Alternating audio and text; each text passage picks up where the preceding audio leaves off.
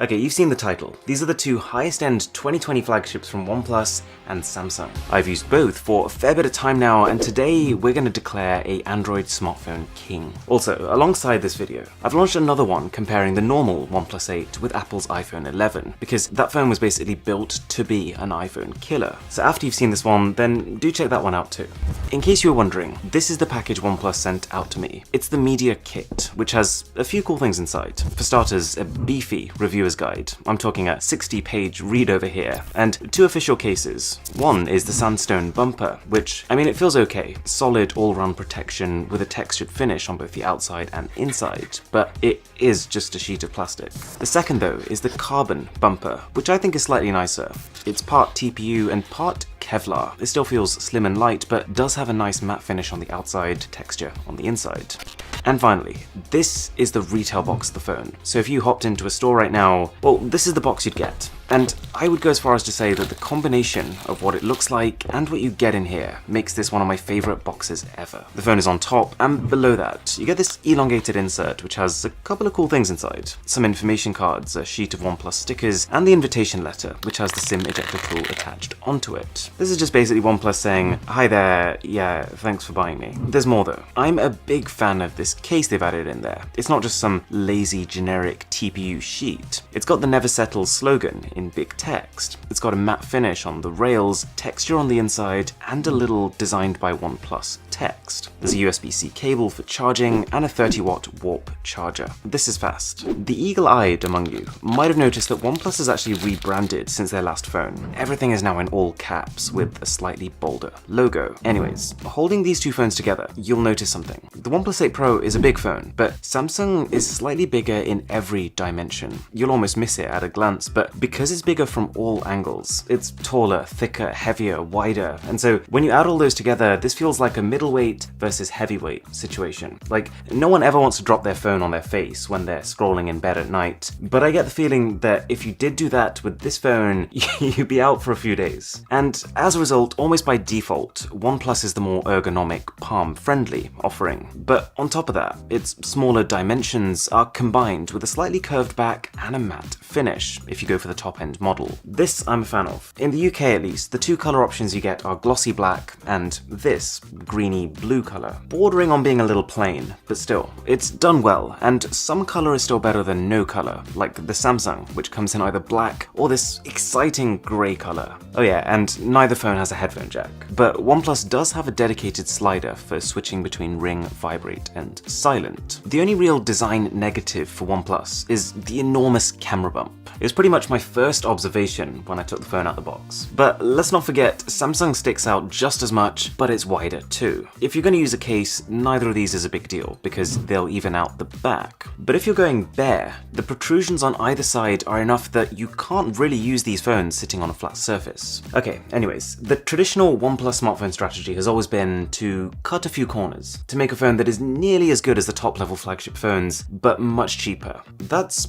changing. This time round, the OnePlus 8 Pro is edging ever closer to costing as much as a flagship. I'll come to this, but now with little, if any, compromise. For example, past OnePlus phones, they skipped an IP rating, they skipped wireless charging, but now you've got both. And in fact, OnePlus wireless charging has gone from being non-existent to now actually ahead of Samsung's. It can charge with 30 watts of power versus 15 on the Ultra. And displays. Samsung really is the one to beat when it comes to smartphone screens. But for my preferences at least, I would go as far as to say that OnePlus has actually just done that. They're similar screens. Both phones actually use a display made by Samsung. They both have insanely high Quad HD Plus resolutions, AMOLED technology for deep contrast, 120Hz refresh rates for liquid smooth performance, and built-in technologies to reduce the amount of blue light emitted, which is just better for your sleep cycle. A similar size too, 6.78 inches versus 6.9 inches. But a few differences, and the key one for me actually being brightness. I almost couldn't believe it, the OnePlus looks significantly brighter than Samsung's. I've tried indoor, I've tried outdoor, same result. We're talking a screen so bright that sometimes I would find myself not bothering to use the torch, but instead just turning my phone around and using the display. Oh yeah, and OnePlus can keep running at Quad HD Plus resolution whilst having its 120Hz refresh rate on. With Samsung, it's a case of deciding, do I want an ultra sharp display or do I want an ultra smooth display? And on top of that, But yes, there is more. OnePlus claims they further extend their lead with something called MEMC technology. It's a piece of software that tries to combat the fact that we've got displays here that refresh 120 times per second, and yet most videos are filmed at 24 or 30. So when you're using certain apps like YouTube on this phone,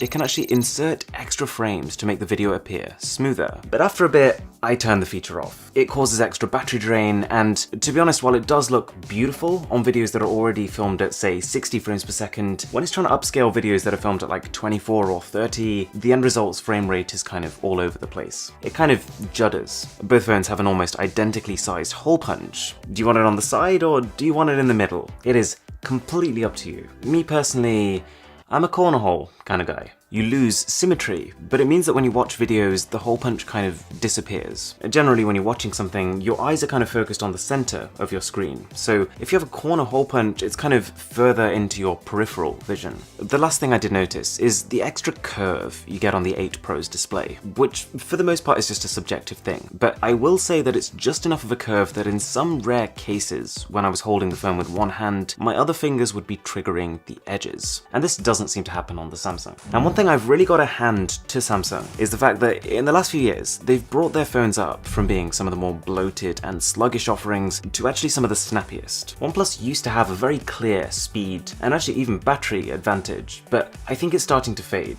And let me be very clear, this is not a case of OnePlus getting slower by any stretch of the imagination. The 8 Pro is blistering fast. It's just a case that actually Samsung has caught up, and we're at a stage where I really can't tell much of a difference between them anymore. Both phones have those ultra fluid 120Hz displays, and pretty much the best specs you can hope for. Top-end chipsets, a ton of RAM, up to 12 gigs on OnePlus and 16 on Samsung, and fast UFS 3.0 storage. The only caveat with the Samsung is, and we've gone through this, is the fact that there's 2 different versions of the phone depending on which region you're in. And long story short, if you get the Snapdragon version in your region, you're good to go. This is a really fantastically performing phone. But if you get the Exynos version, not so much. But the full detail is linked somewhere here, so you can check that out. I guess the point here is that no matter what region you're in, with the OnePlus you'll get the better Snapdragon chip. Even the speakers on the OnePlus are top level. This is another corner the company has historically cut, but not anymore. You get one on the front, one on the bottom. Vocals and instrumentals just sound so crisp. And I would say the volume is comparable between the two. So,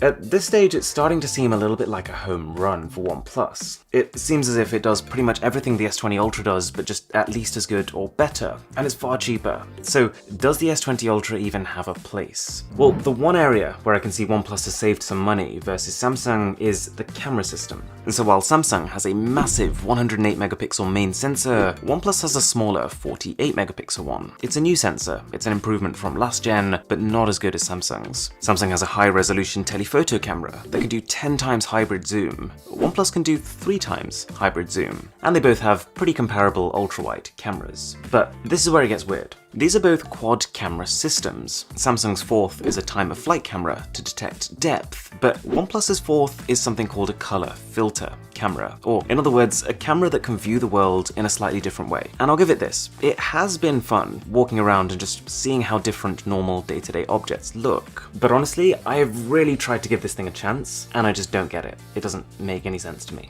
The camera is low resolution, and it doesn't let nearly as much light in as your main camera. In a best case scenario, your output's gonna look like a really old film, and in a worst case, it'll just look like something's gone wrong. Maybe someone will find a really cool use for it, but considering that in my briefing of the phone, the company barely touched on it, and considering that the setting for using this camera is hidden away in the filters menu, it suggests that OnePlus isn't that confident in it either. That said, I spent most of my time with the OnePlus camera actually just being taken aback at how much they've improved the rest of it. It may be cheaper hardware than what's on Samsung's, but in almost every situation, the output is at least as good. Past OnePlus phones had some potentially wonky color processing. None of that here. Photos look true to life and crispy, with nice depth of field thanks to a pretty large sensor. And video. The video colors and the dynamic range are stunning and lifelike. It feels like OnePlus has gone right back to the drawing board and built a completely new color processing algorithm that just works. My only current gripe is that while yes, that dynamic range is gorgeous, the focusing is not, or at least it isn't yet. And funnily enough, it just so happens that this is also an issue for Samsung, but detailed camera comparison coming very soon, so if you could subscribe for that, that would be amazing. A few final things to note. Both have in-display fingerprint scanners and dual SIM functionality, but with the Samsung, you can actually use one of those SIM card slots to double as extra expandable storage. I also slightly prefer the haptic engine on the Ultra, but you get good general vibration feedback on both, and in terms of charging speeds, you won't have a problem whichever way you turn here. The crucial factor here though is that it just so happens that Samsung's high-end is 50% more expensive than OnePlus's high-end. You are getting a more impressive spec sheet with the Samsung. You're getting those extreme numbers that you're paying for. Things like a 108 megapixel camera versus 48, a 5000 mAh battery versus 4510 on OnePlus, 16 gigs of RAM versus 12, and so on. But from my time with it, these extreme specifications don't really translate to an extreme experience. In its defense, I think the S20 Ultra gets more flack than it deserves. This is a beastly phone, providing you get the Snapdragon version, but I really think the only people it applies to are people who are really interested in the Galaxy S20, but who are willing to pay more. The Ultra looks really impressive next to Samsung's own lineup, where you can see side by side each extra thing you're getting for your money. That extra RAM, that bigger battery, that further zoom on your camera, it seems worth it. But when you kind of take the Galaxy S20 Ultra out of that context, when you pitch it against aggressively priced competition like this, I think the value proposition of the phone crumbles. And so I think it's pretty clear between the two, OnePlus wins. Don't forget to check out the video I made on the OnePlus 8 versus iPhone 11. I think it's really interesting. And with that being said, my name is Aaron, this is Mr. Who's the Boss, and I'll catch you in the next one.